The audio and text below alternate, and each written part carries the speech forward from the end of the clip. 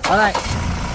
Okey, nampak ni kereta Ford Ranger T9 engine 2.0 twin turbo. Okey guys, hari ni customer Ford Ranger T9 ni. Ni model baru ni, dia nak tukar bateri lama dia ni dengan bateri Nanex Ni model lama ni dia nak tukar dengan bateri Nanex ni. Nampak?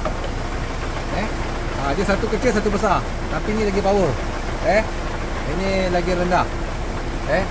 Jadi tengok okey. Sekejap. Tengok sekejap.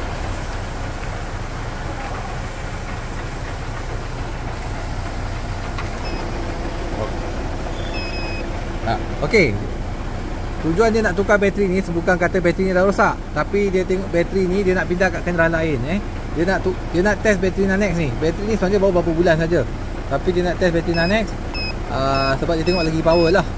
Kita tengok bateri asal dia ni, CC dia 673 saja. Dah pakai beberapa bulan lah.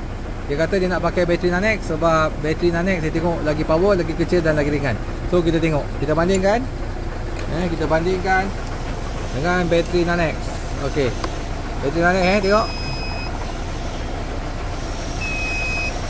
Dia dapat 909.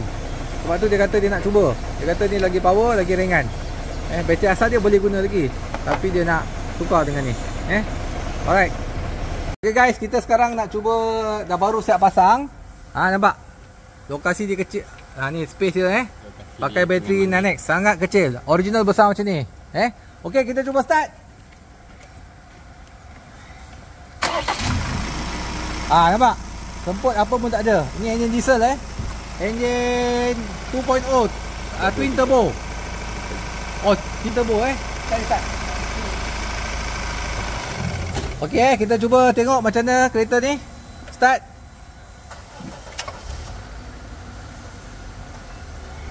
Alright. Okey, nampak ni kereta Ford Ranger T9 engine 2.0 twin turbo, 2 turbo Ranger terbaru. Tengok. Ranger terbaru twin turbo. Dia pakai bateri Nanex. Okey. Okey, ni bateri 12 volt 50 Ah. Tadi 40 Ah, 50 Ah. Berat dia lebih kurang 6.5 kilo. Sekarang kita cek berapa CCA dia.